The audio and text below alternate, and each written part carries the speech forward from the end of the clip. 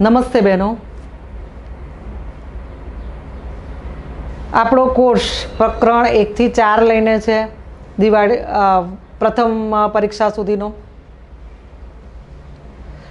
આગળના જે video lecture હતો એમાં આપણે પ્રકરણ 1 અને 2 ના વિકલ્પવાળા પ્રશ્નો અને એક વાક્યમાં ઉત્તર આપો જવાબ, એમાં આપણે પુનરાવર્તન કાર્ય કર્યું હતું.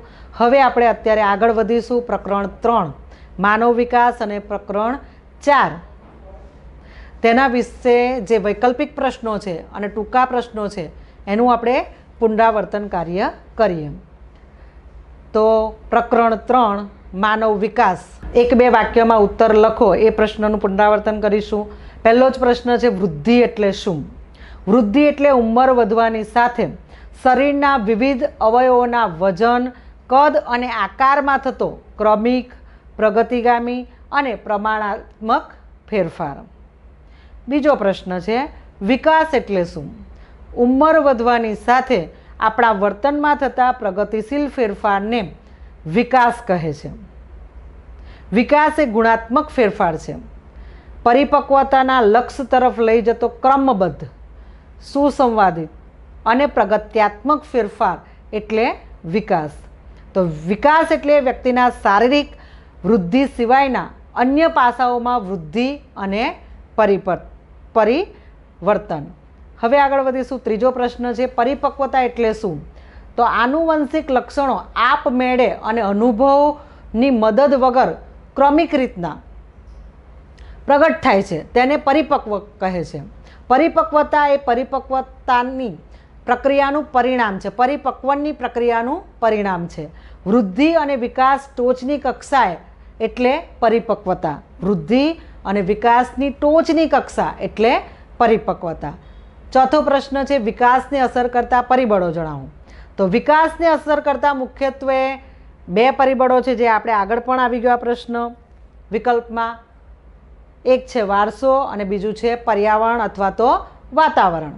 પાંચમો પ્રશ્ન છે, જૈવિક પ્રક્રિયા કોને કહેવાય?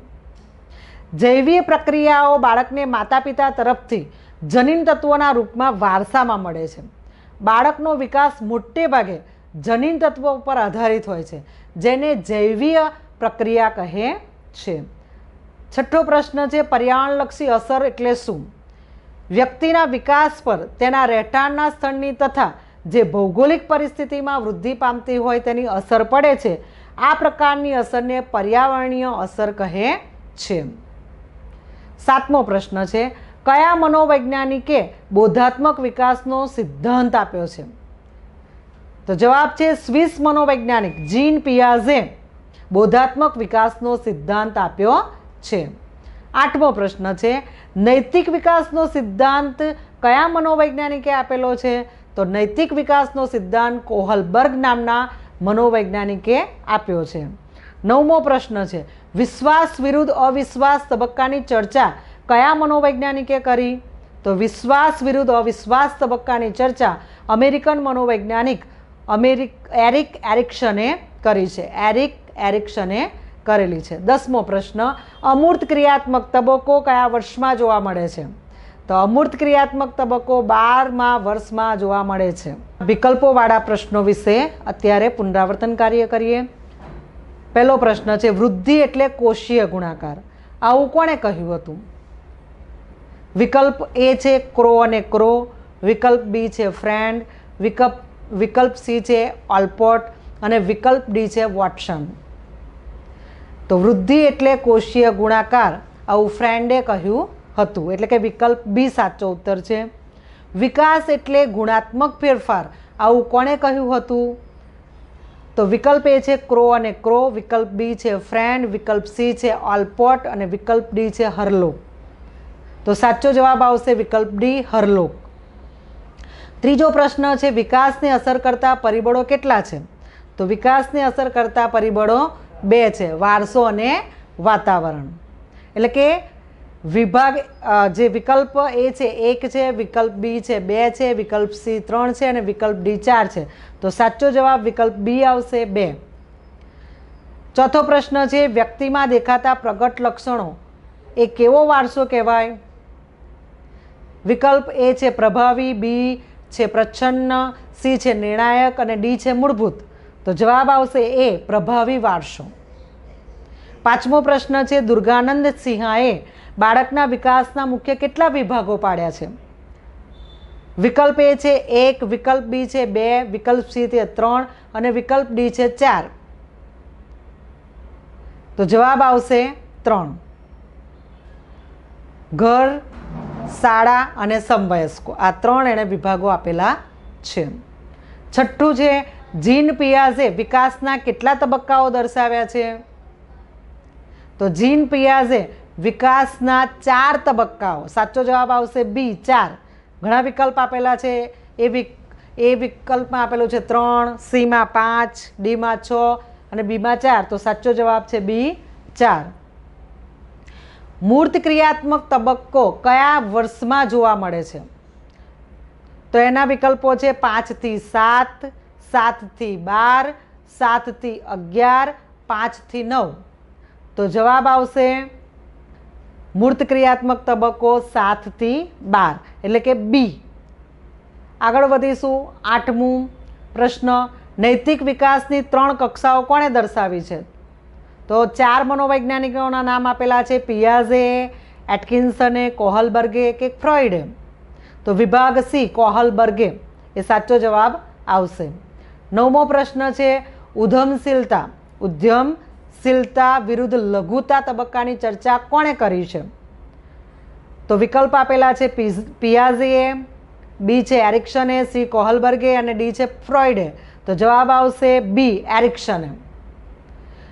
10મો વિકલ્પ છે મનોજાતીય વિકાસનો સિદ્ધાંત કયા મનોવૈજ્ઞાનિકે આપ્યો?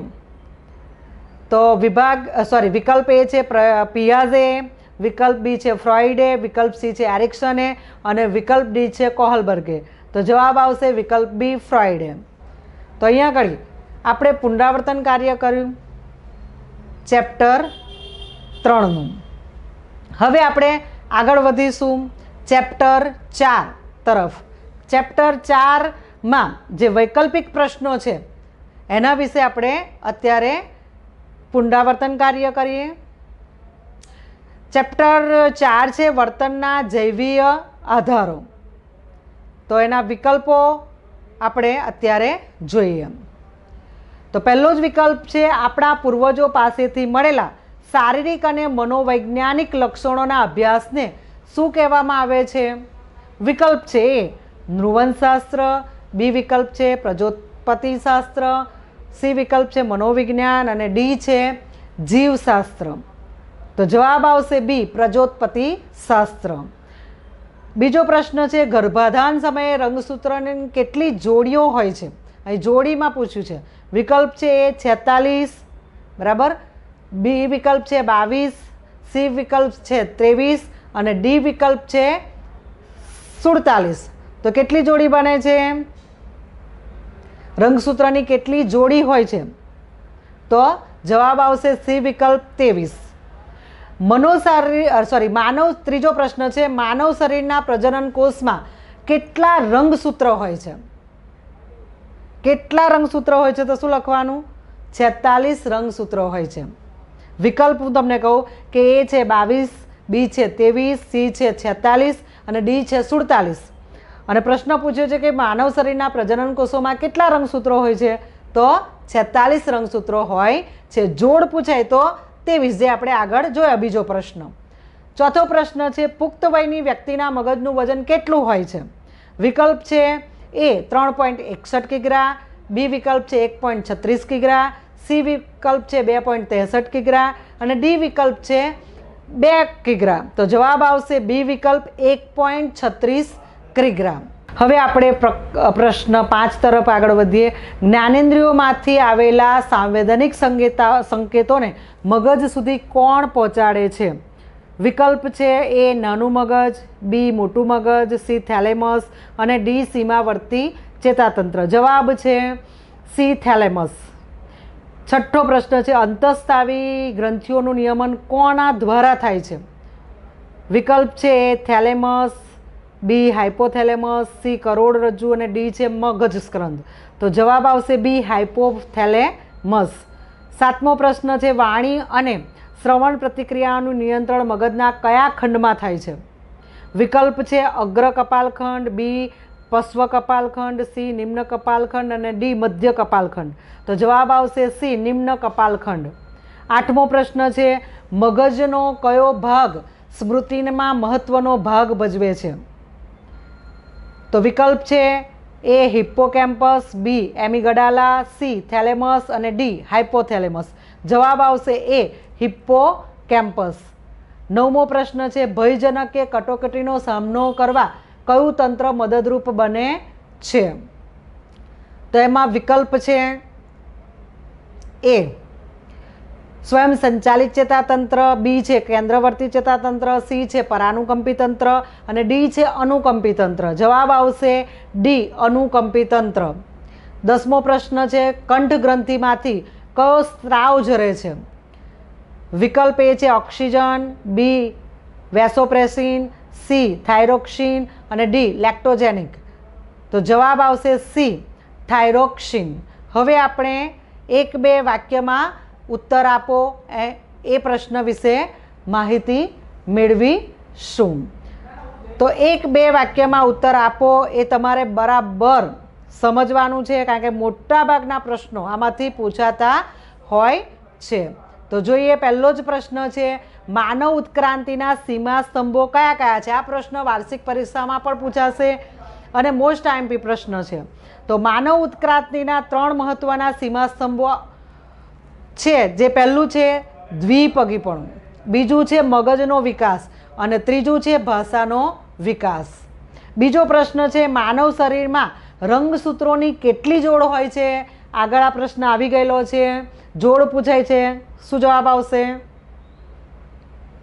23. એટલે કે માનવ શરીરમાં રંગસૂત્રોની 23 જોડ હોય છે.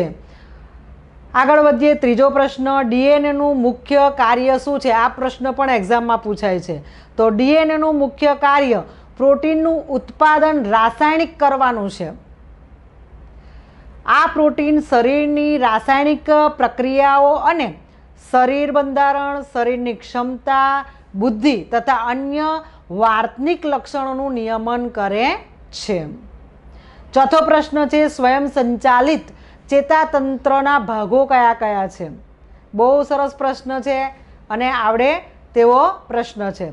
તો સ્વયં સંચાલિત ચેતાતંત્રના મુખ્ય 2 ભાગો છે, એક છે અનુકંપી તંત્ર અને બીજું છે પરાનુકંપી તંત્ર. પાંચમો પ્રશ્ન પુખ્ત વ્યક્તિના મગજનું વજન કેટલું હોય છે?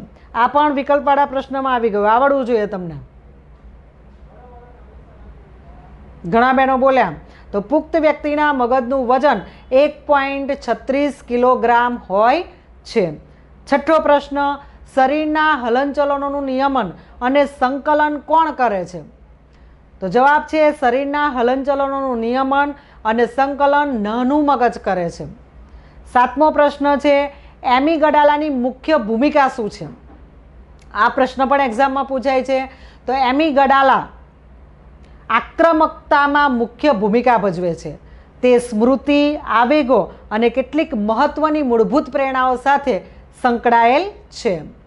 આઠમો પ્રશ્ન છે ભયજનક કે કટોકટીની પરિસ્થિતિમાં કયું તંત્ર મદદરૂપ બને છે? જવાબ છે ભયજનક કે કટોકટીની પરિસ્થિતિમાં અનુકંપી તંત્ર મદદરૂપ બને છે. નવમો પ્રશ્ન છે કંઠ ગ્રંથિમાંથી કયો સ્ત્રાવ ઝરે છે? આ પણ વિકલ્પમાં પ્રશ્ન પૂછાયેલો છે.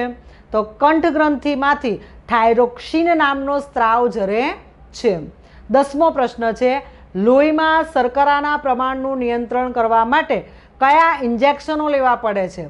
તો જવાબ છે લોહીમાં શર્કરાના પ્રમાણનું નિયંત્રણ કરવા માટે ઇન્સ્યુલિનના ઇન્જેક્શન લેવા પડે છે. આ પ્રશ્ન અમે જ્યારે ટાટની એક્ઝામ આપી એ ટાટની એક્ઝામમાં જે જનરલ પેપર પ્રશ્ન પૂછાય છે એમાં પ્રશ્ન પૂછાયો તો, એટલે કે જનરલ નોલેજના પ્રશ્નમાં, કે લોહીમાં શર્કરાના પ્રમાણનું નિયંત્રણ કરવા માટે કયા ઇન્જેક્શનનો લેવા પડે છે? તો લોહીમાં શર્કરાના પ્રમાણનું નિયંત્રણ કરવા માટે ઇન્સ્યુલિનના ઇન્જેક્શનો લેવા પડે છે. તો અહીંયા આગળ આપણે પ્રકરણ 4ના વૈકલ્પિક પ્રશ્નો અને એક વાક્યમાં ઉત્તર આપો એ પ્રશ્નનું રિપીટેશન કર્યું, રિવિઝન કર્યું. તમે બરાબર હવે પરીક્ષાની અંદર લખી શકશો. બીજા પ્રશ્નો પણ તમારે જાતે તૈયાર કરવાના છે, બરાબર તૈયાર કરશો, જેથી કરીને જે પ્રથમ પરીક્ષા આવશે તેમાં તમે સારી રીતના પ્રશ્નોના જવાબ ભરી શકશો અને સારા ગુણ પણ પ્રાપ્ત કરી શકશો. Thank you.